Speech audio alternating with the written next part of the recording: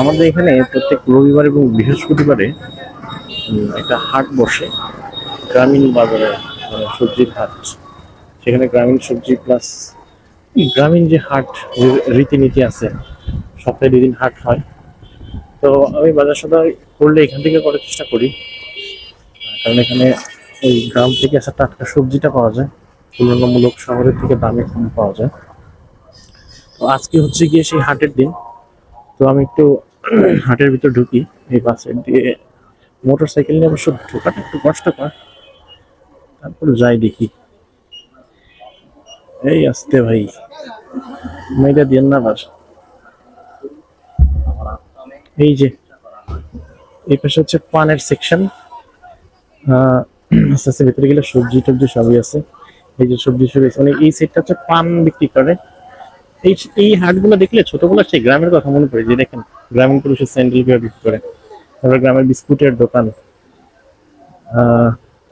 এইরকম হাট গুলোতে আগে ছোটবেলায় আব্বুর সাথে আসতাম, আব্বুর সাথে ঢাকা থেকে বাড়িতে আসতাম।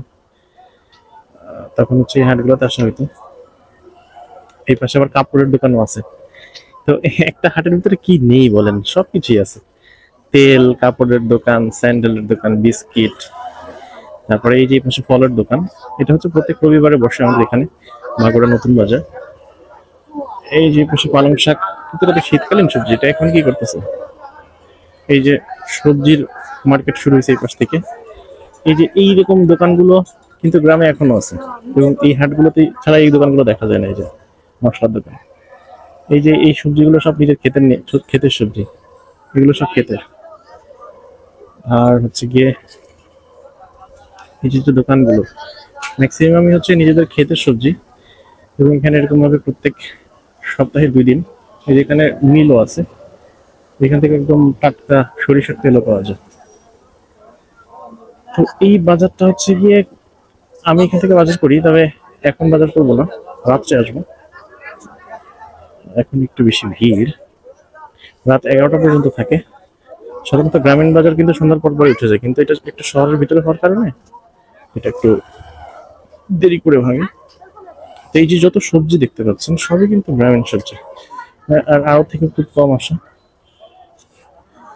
এই যে এই জায়গায় আরেকটা মজাদার দোকান আপনাদেরকে দেখাই, সেটা হচ্ছে এই যে গাছ বিক্রি করতেছে।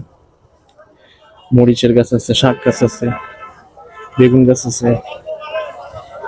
বাজারের ভিতর দিয়ে যে ঢুকাই দিলাম, যে এক ভিড় কম বলে বের হইতে পারতেছি, নাইলে পারতাম না। আপনাদেরকে দেখানোর জন্য আসছিলাম, বের হয়ে যায়। এই হচ্ছে গ্রামীণ বাজার। তো যারা ভিডিওটা দেখতেছেন একটু কাইন্ডলি কমেন্ট করে জানাবেন যে আপনাদের ওইখানেও এরকম গ্রামীণ বাজার বসে কিনা। তো আপনাকে জাস্ট খালি একটা সেগমেন্ট দেখাইলাম, আরো অনেকগুলো গলি আছে। কোনো গলিতে মাছ, কোনো গলিতে সবজি, কোনো গলিতে ফল, আবার কোনো গলিতে মাংস।